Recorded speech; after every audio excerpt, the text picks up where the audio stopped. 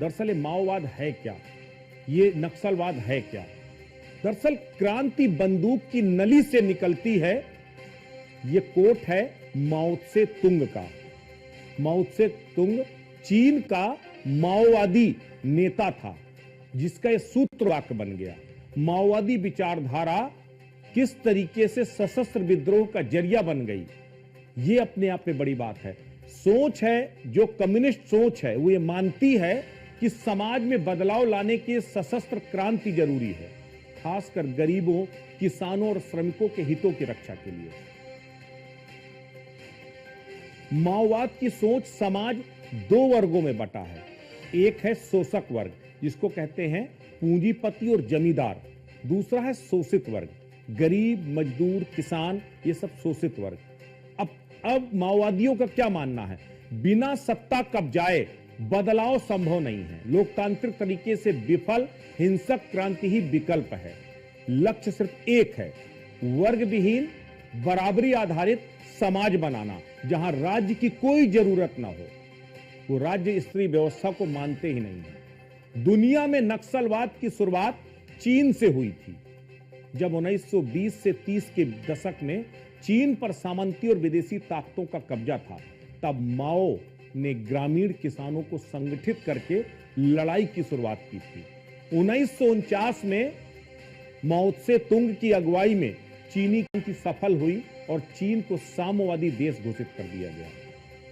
वहीं से दुनिया भर में नक्सलवाद की शुरुआत हुई। दरअसल नक्सलवाद कोई शब्द नहीं है। नक्सलवाद क्यों कहा गया हिंदुस्तान में माओवादी आंदोलनों को, माओवादी विचारधारा को, ये आपको बताते हैं।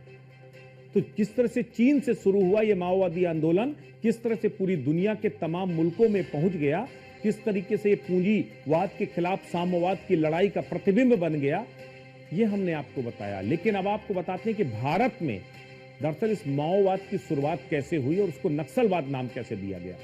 1967 में पश्चिम बंगाल के दार्जिलिंग जिले के नक्सलबाड़ी गांव से इस माओवाद की शुरुआत हुई थी।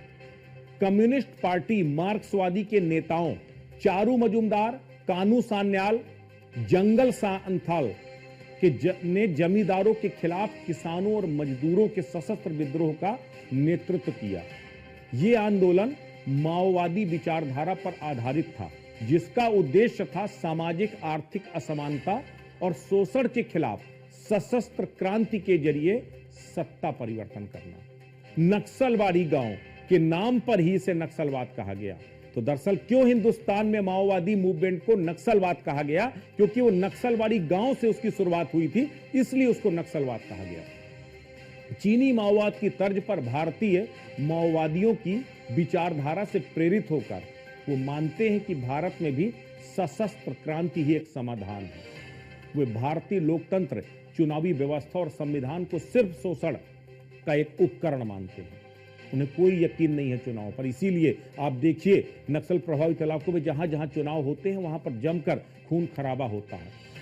इसीलिए उन्होंने जंगलों, पहाड़ियों और ग्रामीण इलाकों को आधार बनाकर जनता की सेना, जिसको कहा गया पीपल्स लिबरेशन गुरिल्ला आर्मी, जिसको पीएलजीए कहा गया, ये तैयार किया।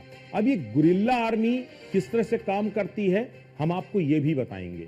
नक्सलवाद की शुरुआत 1967 से हिंदुस्तान में हुई, पश्चिम बंगाल से शुरुआत हुई और उसके बाद लगातार ये आगे बढ़ती रही।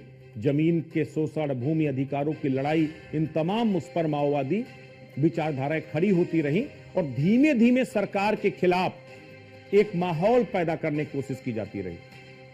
और जब माहौल पूरा तैयार किया गया, उसके बाद आम आदमी को मोबिलाइज करके, जो ग्रामीण थे, जिनके जमीनों की समस्याएं थी, जिनके हक नहीं मिल रहे थे, उन सबको एकत्र करके सशस्त्र विद्रोह के लिए तैयार किया गया।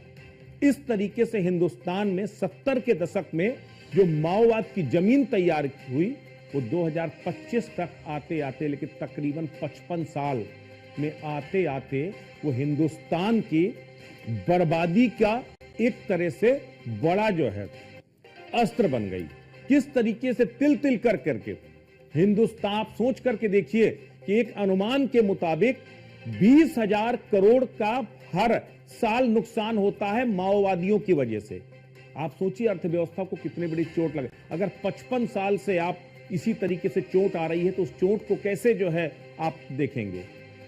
आप सोचिए कि किस तरीके से माओवादी आंदोलन शुरू हुए, किस तरीके से जो है माओवादियों को कुचलने की अब जरूरत पड़ गई थी, क्योंकि देश की अर्थव्यवस्था कोई चोट नहीं पहुंचा रहे थे, बल्कि देश की 8 से 10 करोड़ की आबादी विकास से महरूम है। 8 से 10 करोड़ की आबादी उन्हें मूलभूत सुविधाओं से महरूम है, क्योंकि जिस इलाके में नक्सलवाद पनपता है उस इलाके में डेवलपमेंट नहीं आता, क्योंकि वो डेवलपमेंट करने ही नहीं देना चाहते। वो चाहते हैं कि जब तक वहां अशिक्षित रहेंगे तब तक ही वहां पर जो है वो माओवादियों का साथ देते रहेंगे। तो इसीलिए देश ने माओवाद की बहुत बड़ी कीमत चुकाई है।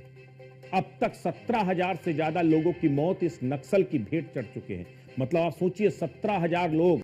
कश्मीर के वायलेंस के बाद अगर सबसे ज्यादा किसी भी हिंसा में भेंट चढ़े तो वो नक्सलवाद की हिंसा में आम इंसान भेंट चढ़ा। ये जो 17,000 लोग हैं ना, इनमें 17,000 लोगों में बहुत सारे ऐसे भी हैं जो नक्सलवादी थे, युवा थे, जिनको नक्सलवादियों ने अब गुमराह करके जो है मैदान में उतार दिया। इसके साथ पुलिसमैन थे, सुरक्षाकर्मी थे, आम इंसान थे, राजनेता थे। पिछले 10 सालों में देश में 1150 सुरक्षाकर्मी नक्सल विरोधी अभियान में शहीद हुए हैं। गृह मंत्रालय के मुताबिक 2019 तक देश के 11 राज्यों के 90 जिले आतंक की चपेट में थे, और ये आंकड़ा अगर आप और देखिए तो 20 राज्यों तक ये आंकड़ा पहुंच गया, और लगभग 250 जिलों तक इसका आंकड़ा पहुंच गया, जिसमें और अगर आप बात करें जान गंवाने वालों में तो उसमें राजनेता भी थे, आम नागरिक भी थे और नक्सली भी थे। इन सब लोगों की इसमें जाने गई हैं। 17,000 जाने कम नहीं होती, और ये 55 साल से हिंदुस्तान के लिए नासूर बना था। इसे वामपंथी उग्रवाद कहा गया। एक लंबे समय से सुरक्षा और आंतरिक शांति के लिए ये माओवाद चुनौती बना है। ये हमले अब इसको जिस तरीके से अलग अलग आप सोचिए 20 राज्य जो हैं अपने आप में बहुत बड़ी बात है। बाकायदा एक रेड कॉरिडोर बना लिया था, इसे रेड कॉरिडोर कहा जाने लगा। वो रेड कॉरिडोर जो एक तरह से एक राज्य से दूसरे राज्य तक फैलता चला गया। छत्तीसगढ़, महाराष्ट्र, मध्य प्रदेश, आंध्र प्रदेश, बिहार, झारखंड, उड़ीसा, तेलंगाना, उत्तर प्रदेश, पश्चिम बंगाल, ये वो तमाम जो है प्रदेश हैं, इनके अलग अलग जिले, 200 से ज्यादा जिले एक वक्त में नक्सल अफेक्टेड थे, उसको रेड कॉरिडोर कहा गया। तो ये इस तरीके से देश के एक बड़े हिस्से में, मैं कहता हूं 70%, 80% हिस्से पर नक्सल ने अपनी एक तरह से पकड़ बना ली थी। में वामपंथी उग्रवाद के कारण करीब करीब 17,000 लोगों की जान गई। 17,000 लोग, चाहे वो नक्सल आंदोलन से जुड़े हुए युवा हो, चाहे सीएपीएफ के जवान हो, चाहे आम नागरिक हो। छत्तीसगढ़ पुलिस और उसकी विशेष टीम डीआरजी द्वारा अबूझमाड़ के क्षेत्र में जो पिछले 3-4 दिनों से जो ऑपरेशन चलाया गया, उसमें बहुत बड़ी सफलता के रूप में 27 माओवादियों को निष्क्रिय किया गया, और माओवाद के जो शीर्षतम नेतृत्व बसवा राजू को निष्क्रिय करने में भी हमारी टीम कामयाब हुई है। छत्तीसगढ़ पुलिस के लिए और माओवाद विरोधी आंदोलन अभियान के लिए ये सबसे बड़ा दिन है मेरे हिसाब से। विगत 4 दशक में वामपंथी उग्र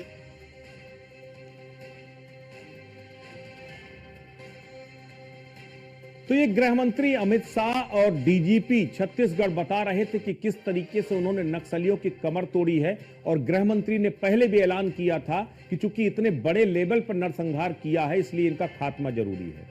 अब अगर हम बात करें, चूंकि हम लगातार जो है बता रहे हैं कि किस तरीके से इस 50-55 सालों में हमने इस नक्सलवाद का दंश झेला है, अब अगर बड़े नक्सली हमलों की बात करें, क्यों गृह मंत्री को नक्सलवाद के खात्मे का ऐलान करना पड़ा, तो आपको बताते हैं। 2010 में हुआ था दंतेवाड़ा हमला। 6 अप्रैल 2010 को छत्तीसगढ़ के दंतेवाड़ा में सीआरपीएफ के 76 जवान शहीद हुए थे।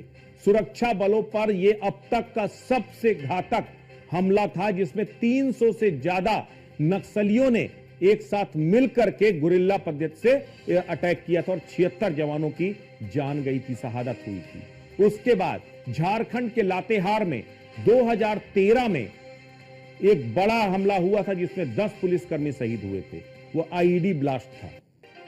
झीरम घाटी में हमला हुआ था 2013 में। बस्तर की झीरम घाटी में भी 25 मई 2013 को नक्सलियों ने अटैक किया था, 27 लोग मारे गए थे और उसमें बहुत बड़े पैमाने पर कांग्रेस के जो नेता थे, क्योंकि उस वक्त कांग्रेस की परिवर्तन यात्रा चल रही थी जिस पर घात लगाकर हमला किया गया था, जिसमें कांग्रेस नेता महेंद्र कर्मा जो बड़े नाम थे, नंद कुमार पटेल, विद्याचरण शुक्ल जैसे तमाम बड़े नेता उसमें मारे गए थे।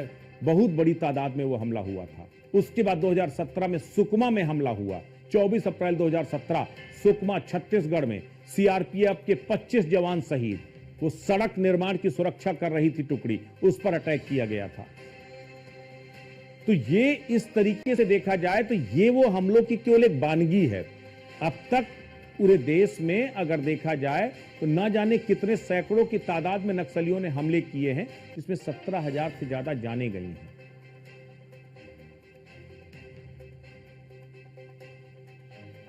हमने आपको नक्सलवाद की उस त्रासदी से रूबरू कराया, केंद्र सरकार के संकल्प को दिखाया